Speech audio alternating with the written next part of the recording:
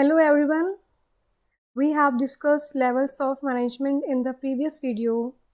So today we will discuss coordination's concept. First we will discuss meaning of coordination. Coordination is a process by which the activities of an organization are synchronized. Means coordination एक process होता है जिसमें different activities organizations की synchronize की जाती है. Synchronize का मतलब होता है एक्टिविटीज़ को ऑपरेट करना कि वो सेम रेट में सेम टाइम पे परफॉर्म की जाए. It is an effort which brings harmony in an organisation. अगर कोऑर्डिनेशन अच्छा होता है तो हारमनी बनी रहती है एक्टिविटीज़ में भी, एम्प्लॉयज़ में भी. It also ensures unity of action. Obviously coordination का मतलब यही होता है कि सब मिलकर काम करें, तो that will automatically create unity of action. Okay, so next is characteristics of coordination. Integrates group efforts. Coordination gives common focus to all group efforts of the organization and gives surety that performance will match to the target. Coordination का मतलब होता है कि वो सभी group efforts को एक common focus दे और ये पता लगाए कि जो भी एक्टिविटी कर रहे हैं, जो उनकी परफॉर्मेंस है वो एक ही डायरेक्शन में जाए उस टारगेट को अचीव करने के लिए. Second, ensuring unity of action. as we have discussed कि coordination brings a binding force among all departments so that all departments proceed in the same direction. coordination जो होता है एक बाइंडिंग फोर्स लाता है सभी डिपार्टमेंट्स के बीच में, ताकि जितने भी डिपार्टमेंट्स हैं वो जो अपनी एक्टिविटीज़ परफॉर्म कर रहे हैं वो सेम डायरेक्शन में प्रोसीड की जा सकें. Third, it is a continuous process. As coordination is important in every management function, it starts from planning and goes till controlling. Therefore, like all the functions of management, it is also continuous process. Coordination एक continuous process कैसे है, क्योंकि हमें पता है कि management के सभी फंक्शंस में कोऑर्डिनेशन होना बहुत ज़रूरी है. ये प्लानिंग से स्टार्ट होता है और कंट्रोलिंग तक ज़रूरी होता है कि सभी जो जितने भी 5 फंक्शंस है, planning, organizing, staffing, directing and controlling, इन सब में कोऑर्डिनेशन का होना बहुत ज़रूरी है. इसलिए ये कॉन्टिन्यूस प्रोसेस कहलाता है क्योंकि हर फंक्शन एक के बाद एक परफॉर्म किया जाता है. Fourth, pervasive function. Coordination is present at each level and for all managers in all type of organizations. Therefore, it is considered as a universal function. Coordination जो होता है वो मैनेजमेंट में हर लेवल पे और हर मैनेजर के लिए हर ऑर्गेनाइजेशन में ज़रूरी होता है, सबके लिए फॉलो करना ज़रूरी है. इसलिए हम इसको यूनिवर्सल फंक्शन मानते हैं, क्योंकि अगर कोऑर्डिनेशन नहीं होगा जिस भी ऑर्गेनाइजेशन में, तो वहाँ पे ऑब्वियसली वो ऑर्गेनाइजेशन सक्सेसफुल नहीं होगी. Fifth, responsibility of all managers. All managers perform management function and in each function, presence of coordination is compulsory. Therefore, every manager should take the responsibility of coordination. जितने भी managers होते हैं उनको management function perform करना होता है और उस हर फंक्शन में प्रेजेंस ऑफ कोऑर्डिनेशन होना बहुत ज़रूरी है. इसलिए जितने भी मैनेजर्स हैं उनको कोऑर्डिनेशन की रिस्पॉन्सिबिलिटी लेना ज़रूरी होता है. दैट इज़ वाई ये कहा गया है responsibility of all managers. Sixth, deliberate function. It is not an automatic function. Managers have to put their efforts for achieving it. Deliberate का मतलब होता है जो चीज़ अपने आप ना हो, हमें करना पड़े. तो कोऑर्डिनेशन एक डेलिब्रेट फंक्शन नहीं है, ये अपना आप नहीं आता है, सभी मैनेजर्स को अपने एफर्ट्स डालने पड़ते हैं उसको अचीव करने के लिए. Okay, so now we will discuss how coordination is the essence of managers.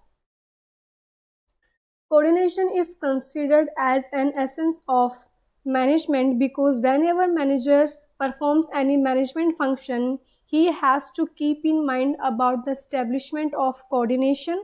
Coordination binds all the functions of management and helps in achieving group goals, and it can be proved by following discussions.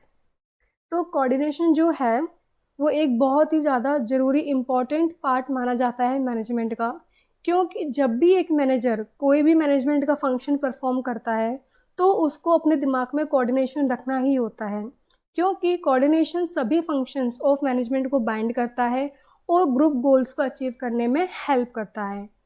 इसको हम prove कर सकते हैं, आगे slide में देखते हैं कैसे। First is coordination and planning.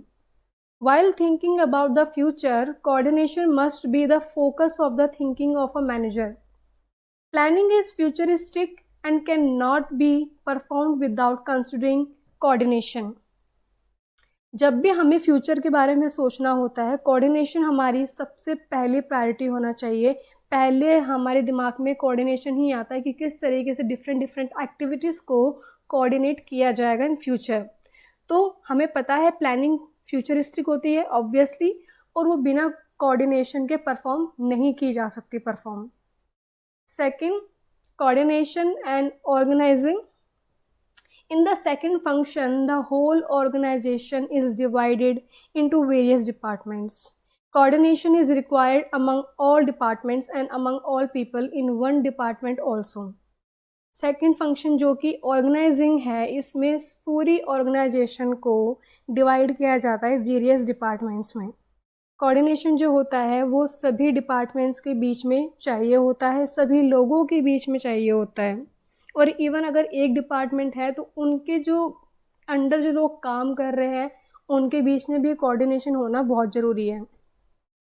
Third, coordination and staffing. While appointing the staff, coordination is kept in mind so that different activities performed by different staff can be completed without any hindrance. जब भी हमें अपनी organisation में कोई नया staff लाना होता है तो हमें कोऑर्डिनेशन के बारे में सोचना पड़ता है, ताकि जो डिफरेंट एक्टिविटीज़ जो परफॉर्म की जा रही है डिफरेंट डिफरेंट स्टाफ से, वो बिना किसी मुसीबत के, बिना किसी हिंड्रेंस के परफॉर्म की जा सके। Fourth, coordination and directing. When instructions are given by a superior to a subordinate, then it should be given in a positive way. There should not be any negative effect on the subordinate. That's why coordination is considered in directing also. जब भी instructions दी जाती है superior के द्वारा एक subordinate को, तो हमें जो एक हम बात पहुंचाना चाहते हैं उन तक, वो एक पॉजिटिव वे में होनी चाहिए। उनके बीच में कोई नेगेटिव अफेक्ट नहीं आना चाहिए सबऑर्डिनेट्स पे। इसलिए कोऑर्डिनेशन का होना बहुत ज़रूरी होता है डायरेक्टिंग के फंक्शन में भी। Coordination and controlling. Controlling reduces the gap between actual performance and standard performance. It helps in achieving target with limited resources and with the help of coordination.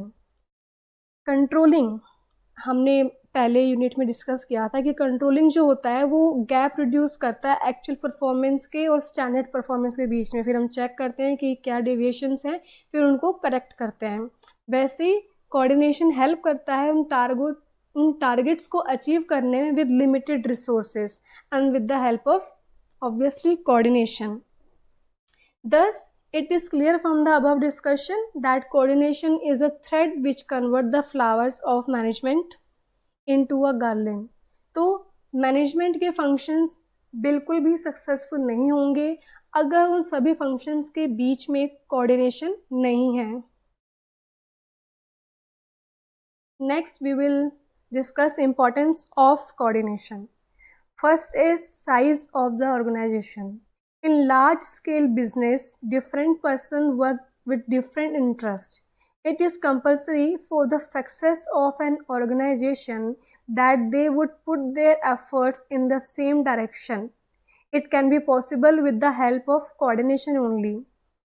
जितनी भी large scale business है उनमें जो different peoples होते हैं वो different interest के साथ में काम करते हैं। ये कंपलसरी होता है एक ऑर्गेनाइजेशन की सक्सेस के लिए कि वो जो भी काम कर रहे हैं, जो भी उनका एफर्ट है, वो सेम डायरेक्शन में जाए। ये सिर्फ पॉसिबल तभी होगा जब सब मिलकर काम करेंगे, दैट मीन्स उनके बीच में कोऑर्डिनेशन होगा तभी। Second, functional differentiation. An organization is divided into many departments, and it is necessary that all departments should work without any dispute. Therefore, coordination is established among all departments. एक organisation को कई type के departments में बांटा जाता है और ये ज़रूरी होता है ताकि हर डिपार्टमेंट जो है वो अपना काम अच्छे से कर सके बिना किसी डिस्प्यूट के, मतलब बिना किसी लड़ाई झगड़े के या जो भी है। इसलिए कोऑर्डिनेशन का होना सभी डिपार्टमेंट्स के बीच में बहुत ज़रूरी होता है। Third, specialisation. Specialisation means dividing one activity into many sub-activities, and each part is allotted to its specialist, but organization wants total work, not the work of one specialist. It is coordination only that helps in achieving specialization in the whole work. Specialisation का मतलब क्या होता है? Simple, एक activity को सब activity में divide कर देना। फिर fourth, interdependence of different processes. One department is interlinked with other department. More the interdependence, more the coordination will be needed. कैसे? एक डिपार्टमेंट जो होता है वो दूसरे डिपार्टमेंट से ऑब्वियसली इंटरलिंक्ड होता ही है क्योंकि वो एक दूसरे पे इंटरडिपेंडेंट है।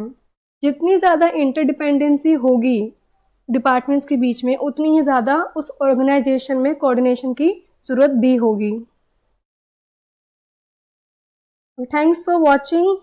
I hope you like it and it was understandable. Don't forget to subscribe my channel and also like, comment and share. Thank you.